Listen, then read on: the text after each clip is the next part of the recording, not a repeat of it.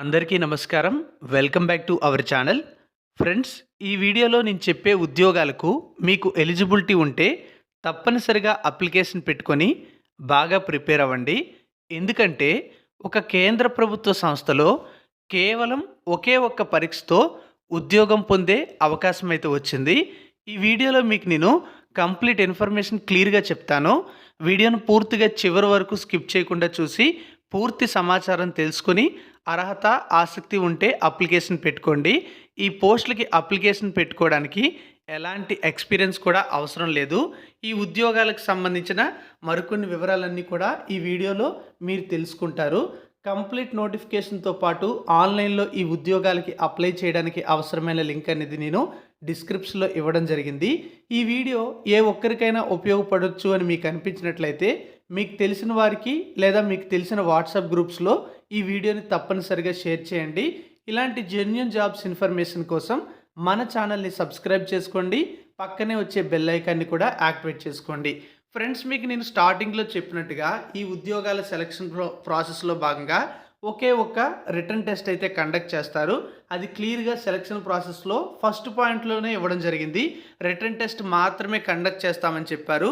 అంటే ఇంకా ఎలాంటి ఎగ్జామ్స్ కానీ ఎలాంటి ఇంటర్వ్యూస్ కానీ ఏమీ కూడా ఉండవన్నమాట. అలాగే ఇవి ప్రభుత్వ పర్మనెంట్ ఉద్యోగాలు. 78 పోస్టులు అయితే ఉన్నాయి. మరి ఈ నోటిఫికేషన్ ద్వారా ఎక్కడ ఉద్యోగాలు భర్తీ చేస్తున్నారంటే ఈ నోటిఫికేషన్ అనేది national institute of electronics and information technology నుంచి విడుదల చేయడం అయితే జరిగింది.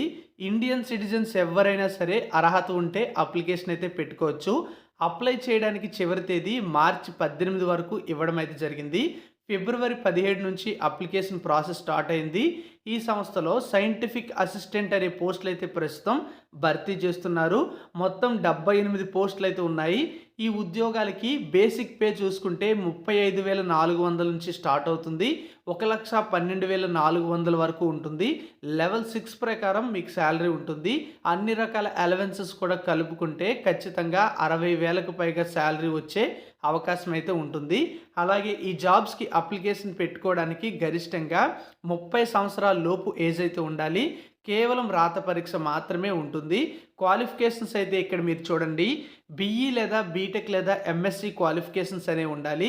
ఎలాంటి సబ్జెక్ట్స్లో ఉండాలంటే ఎలక్ట్రానిక్స్ లేదా ఎలక్ట్రానిక్స్ అండ్ కమ్యూనికేషన్ లేదా ఎలక్ట్రానిక్స్ అండ్ టెలికమ్యూనికేషన్స్ లేదా కంప్యూటర్ సైన్స్ లేదా కంప్యూటర్ అండ్ నెట్వర్క్ సెక్యూరిటీ లేదా సాఫ్ట్వేర్ సిస్టమ్ లేదా ఇన్ఫర్మేషన్ టెక్నాలజీ లేదా ఎలక్ట్రికల్ లేదా ఇన్ఫర్మేటిక్స్లో కలిగి ఉండాలని చెప్పారు. సో ఈ బ్రాంచెస్లో బీఈ లేదా బీటెక్ లేదా ఎంఎస్సి క్వాలిఫికేషన్ ఉన్న వాళ్ళు అప్లికేషన్ పెట్టుకోవచ్చు.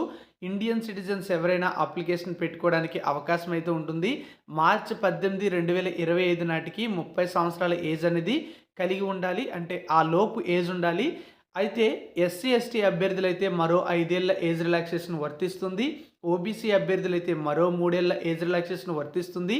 పీడబ్ల్యూబీడీ అభ్యర్థులైతే మరో 10 ఏళ్ల ఏజ్ రిలాక్సేషన్ వర్తిస్తుంది. అలాగే ఈ ఉద్యోగాలకి అప్లికేషన్ పెట్టుకొని మీరు కానీ సెలెక్ట్ అయినట్లయితే ఇండియాలో ఎక్కడైనా సరే పోస్టింగ్ పొందే అవకాశం అయితే ఉంటుందని చెప్పారు. ఈ ఉద్యోగాలకు సంబంధించినటువంటి రాత పరీక్ష ఎక్కడ కండక్ట్ చేస్తారంటే దేశవ్యాప్తంగా 14 పట్టణాల్లో కండక్ట్ చేస్తారు. అందులో తెలుగు రాష్ట్రాల్లో హైదరాబాద్ లొకేషన్లో ఎగ్జామినేషన్ సెంటర్స్ అనేవి పెట్టడం అయితే జరుగుతుంది. ఎగ్జామ్ అనేది ఓఎంఆర్ బేస్డ్ ఎగ్జామినేషన్ ఉంటుంది. 3 గంటల సమయం ఉంటుంది. ఇందులో ఆబ్జెక్టివ్ టైప్ క్వశ్చన్స్ ఇస్తారు. 120 ప్రశ్నలు అయితే ఇవ్వడం జరుగుతుంది. 65% ఆఫ్ క్వశ్చన్స్ అనేవి చూసుకుంటే టెక్నికల్ ఏరియా నుంచి ఇస్తారు. మరొక 35 ఇయర్స్ క్వశ్చన్స్ అనేవి జనరిక్ ఏరియా నుంచి రావడం జరుగుతుందని చెప్పారు. ప్రతి ప్రశ్నకి ఒక మార్క్ ఉంటుంది. తప్పు సమాధానానికి 0.25 నెగిటివ్ మార్కింగ్ విధానం కూడా ఉంటుంది. అలాగే జనరల్ ఈడబ్ల్యూఎస్ క్యాండిడేట్స్ అయితే మినిమం 50% మార్క్స్ అయితే రావాల్సి ఉంటుంది. క్వాలిఫైయింగ్ మార్క్స్ ఇవి. ఓబీసీ వాళ్ళు అయితే 40% రావాలి. ఎస్సీ ఎస్టీ పీడబ్ల్యూబీడీ క్యాండిడేట్స్ అయితే 30% మార్క్స్ రావాల్సి ఉంటుందని చెప్పి నోటిఫికేషన్లో ఇచ్చారు. మరి మీకు ఈ ఉద్యోగాలకి ఎలిజిబిలిటీ ఉంటే అప్లికేషన్ పెట్టుకోండి. మార్చి 18 చివరి తేదీ అప్లికేషన్ ప్రాసెస్ స్టార్ట్ అయింది. ఎస్సీ ఎస్టీ పీడబ్ల్యూబీడీ ఉమెన్ క్యాండిడేట్స్కి అప్లికేషన్ ఫీజు అనేది లేదు. మిగతా వాళ్ళు అంటే జనరల్ మరియు ఇతర కేటగిరీ అభ్యర్థులు మాత్రమే 800 రూపాయల ఫీజు అయితే పే చేయాల్సి ఉంటుందని చెప్పి నోటిఫికేషన్లో ఇచ్చారు.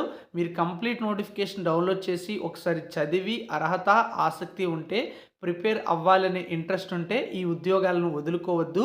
చాలా మంచి ఉద్యోగం, కేవలం ఒకే ఒక ఎగ్జామ్‌తో సెంట్రల్ గవర్నమెంట్ జాబు, అది కూడా మీ రిలివెంట్ క్వాలిఫికేషన్‌తో వచ్చే జాబ్ కాబట్టి వదులుకోవద్దు.